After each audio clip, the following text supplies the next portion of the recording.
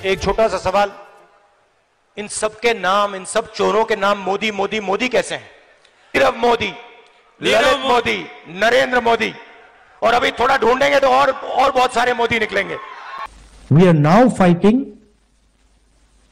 the BJP, the RSS and the Indian state itself.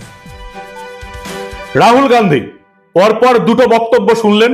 প্রথম বক্তব্যে তিনি বলেছিলেন সব মোদিরাই চোর, এবং এই মন্তব্যের জন্য তাকে সাংসদ পদ থেকে সাসপেন্ড করে দেওয়া হয়েছিল।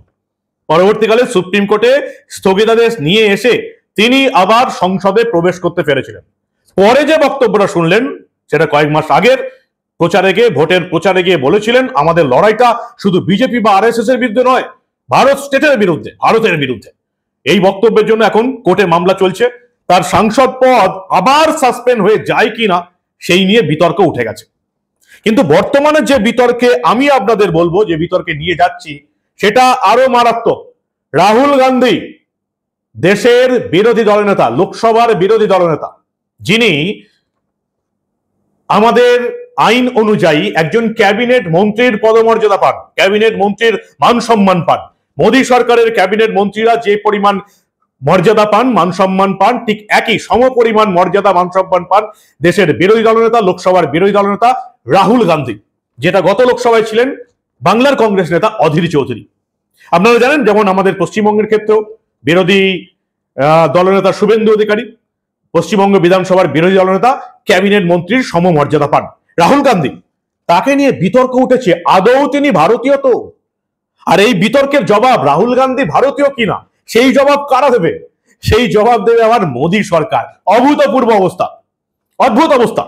এই সুন্দর প্রতিবেদনে আমি মানব, দ্য নিউজ বাংলায় আপনাদের স্বাগত জানাচ্ছি। রাহুল গান্ধী ভারতীয় কিনা উঠেছে প্রশ্ন। আজকের প্রশ্ন নয়, সেই 2019 সাল থেকে এই প্রশ্ন উঠেছে, আদালতে মামলা চলছে। ওই বছরে রাহুলের নাগরিকত্ব বাতিলের দাবিতে স্বরাষ্ট্রমন্ত্রকে অভিযোগ জানিয়েছিলেন বিজেপি নেতা সুব্রমণিয়াম স্বামী। সেই বিতর্কের রেশ আদালতেও গড়িয়েছিল কংগ্রেস নেতা রাহুল গান্ধীর নাগরিকত্ব সংক্রান্ত বিষয়ে। এবার 4 সপ্তাহের মধ্যে স্ট্যাটাস রিপোর্ট জমা দিতে হবে কেন্দ্রকে। ভাবুন একবার অবস্থা। রাহুল গান্ধী কংগ্রেসের প্রধানমন্ত্রীত্বের মুখ। মোদী সরকার যদি ভোটে হেরে যায়, কংগ্রেস যদি ক্ষমতায় আসে, প্রধানমন্ত্রী হবে রাহুল গান্ধী। সে ভারতীয় নাগরিক কিনা এই নিয়ে আদালতে মামলা চলছে 2019 সাল থেকে। সুব্রমণিয়াম স্বামী মামলা করেছিলেন। এবার এলাহাবাদ হাইকোর্ট রায় দিল, নির্দেশ দিল যে রাহুল গান্ধীর নাগরিকত্বের স্ট্যাটাস কি, অর্থাৎ রাহুল গান্ধী কি ভারতীয় নাকি সে ব্রিটেনের নাগরিক, তার কি দ্বৈত নাগরিকত্ব আছে, এটা নিয়ে স্ট্যাটাস রিপোর্ট কে দেবে? রাহুল গান্ধী ভারতীয় কিনা এটা আবার বলবে মোদী সরকার। ভাবুন অবস্থাটা একবার, ভাবুন যে রাহুল গান্ধীর সঙ্গে মোদীর একটা রাজনৈতিকগতভাবে শত্রুতা রয়েছে। এখন মোদী সরকার রিপোর্ট দেবে এলাহাবাদ হাইকোর্টে 4 সপ্তাহের মধ্যে যে রাহুল গান্ধী কংগ্রেসের নেতা, দেশের বিরোধী দল নেতা, আদৌ ভারতীয় কিনা। পরিষ্কার এলাহাবাদ হাইকোর্টের 2 বিচারপতি A.R. মাসুদি এবং বিচারপতি অজয় কুমার শ্রীবাস্তবের ডিভিশন বেঞ্চ, সেই বেঞ্চে 8 সপ্তাহ সময় চেয়েছিল কেন্দ্রের মোদী সরকার। অত সময় দেয়া যায়নি, 4 সপ্তাহ সময় দেওয়া হয়েছে।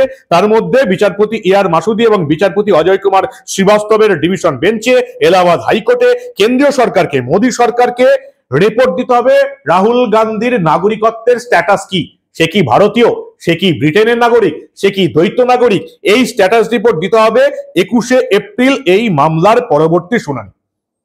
দেশের লোকসভার বিরোধী দলনেতা রাহুলের নাগরিকত্ব প্রসঙ্গে ওই 21শে এপ্রিলের মধ্যে কেন্দ্রকে স্ট্যাটাস রিপোর্ট জমা দিতে হবে। দেশের বিরোধী দলনেতা, লোকসভার বিরোধী দলনেতা, তিনি ভারতীয় নাগরিক কিনা সেই নিয়ে প্রশ্ন উঠে গেছে। সেই নিয়ে এলাহাবাদ হাইকোর্টে মামলা চলছে। স্ট্যাটাস রিপোর্ট কে দেবে? মোদী সরকার। ভাবুন একটা অভূতপূর্ব অবস্থা।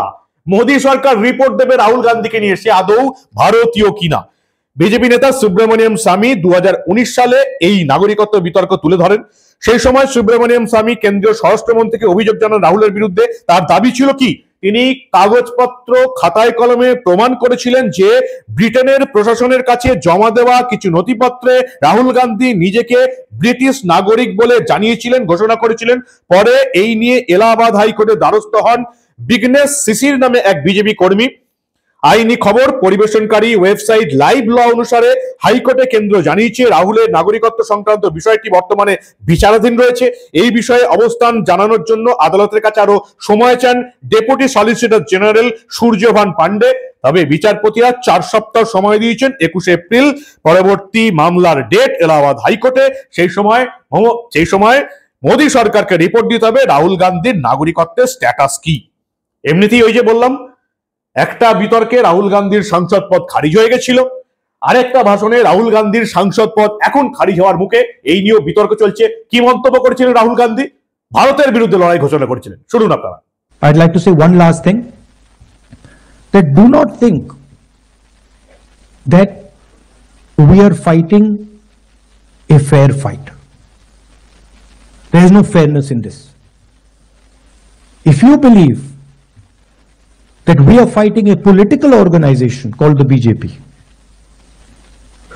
that we are fighting a political organization called the RSS, you have not understood what is going on.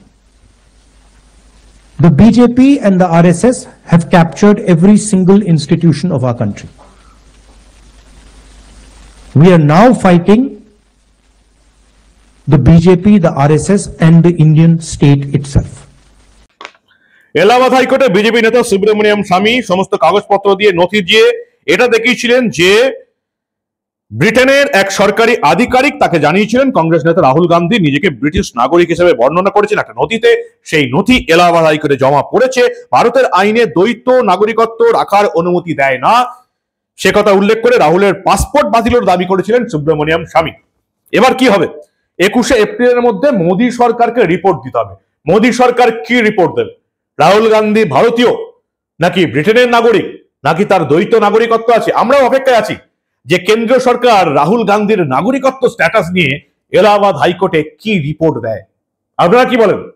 আপনাদের মূল্যবান এবং গুরুত্বপূর্ণ মতামত জানান দা নিউজ বাংলার কমেন্ট সেকশনে। দেখতে থাকুন দা নিউজ বাংলা। আমরা আবার ভারতের রাজনৈতিক জগতে ঘটে যাওয়া এই ধরনের অনেক ঘটনায় চেপে রাখতে দেব না।